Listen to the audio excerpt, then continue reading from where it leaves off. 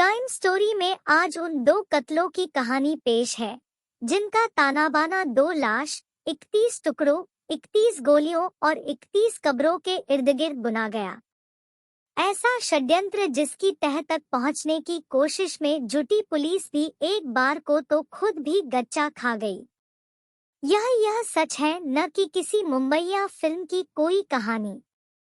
जराइम की दुनिया में अक्सर यह तो सुना जाता रहा है कि खून का बदला खून से ही लिया जाता है।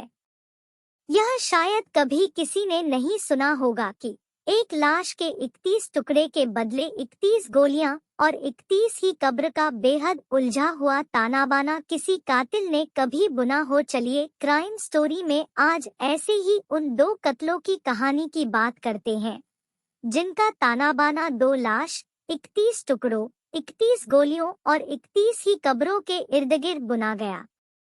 ऐसा षड्यंत्र जिसकी तह तक पहुंचने की कोशिश में जुटी पुलिस भी एक बार को तो खुद भी गच्चा खा गई।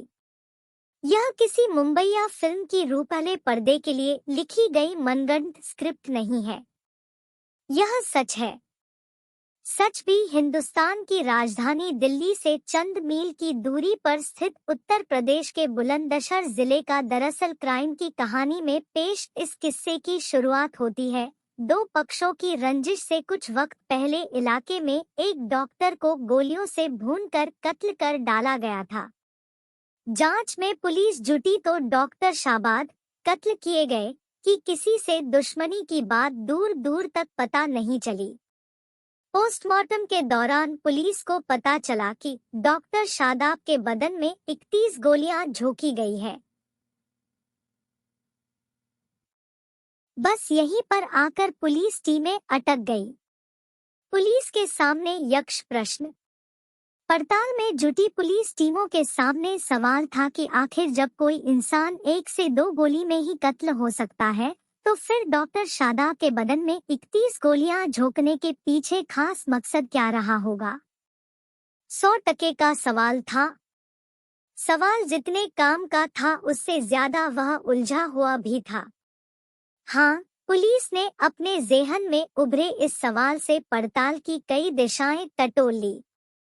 मसलन एक इंसान के बदन में कोई इतनी गोलियां चिढ़कर रंजिशन ही मारता है, वरना कत्ल तो 1-2 गोली से भी हो सकता है। पुलिस के अपने ही इस तर्क को मगर कत्ल किए जा चुके डॉक्टर शादाब के परिवार वालों के बयान ही काट दे रहे थे, क्योंकि परिवार वालों का कहना था कि डॉक्टर शादाब शरीफ चालचलन वाली शख्सियत थे। उनकी कभी किसी को रंजिश की बात दूर की तू-तू मैं भी नहीं हुई थी। जहां से चली वहीं आ खड़ी हुई।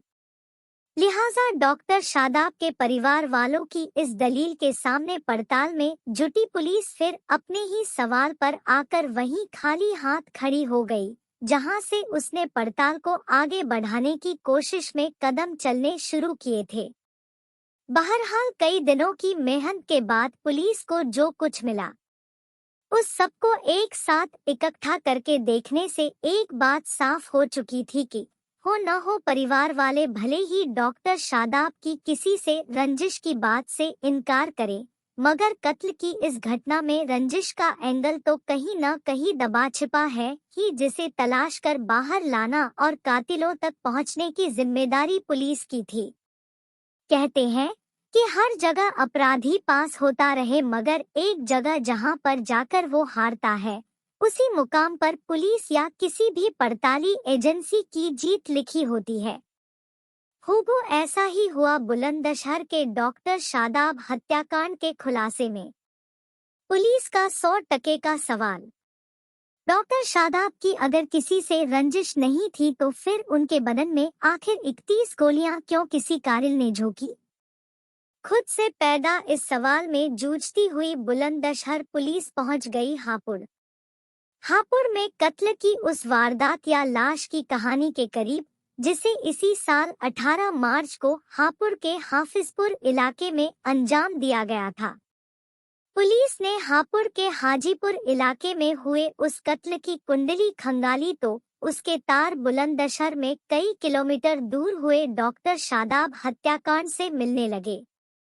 पता चला कि हापुड़ में जिस इरफान नाम के शख्स का कत्ल इसी साल 18 मार्च को किया गया था, उसकी लाश के भी 31 टुकड़े किए गए थे। उन 31 टुकड़ों के लिए हत्यारों ने अलग अलग स्थानों पर 31 ही कब्र गड्ढों का इंतजाम करके उन 31 टुकड़ों को दफन कर दिया गया था। जब कड़ी से कड़ी जुड़ती गई, बुलंदशहर पुलिस जब डॉक्टर शादाब हत्याकांड और हापुड़ में हुई इरफान खान की हत्या के बीच में पहुंची तो उसे और भी काफी कुछ ऐसी जानकारियां मिलती गई जिन्होंने क्राइम की इस कहानी की कड़ी से कड़ी जुड़वा दी। पता चला कि 18 मार्च को हापुड़ में इरफान खान की हत्या बुलंदशहर में 31 गोलियां मारकर कत्ल किए गए डॉक्टर शादाब के भाई रागिब ने अपने दोस्तों के साथ मिलकर की थी। इरफान की लाश के भी कातिलों ने 31 ही टुकड़े किए गए थे।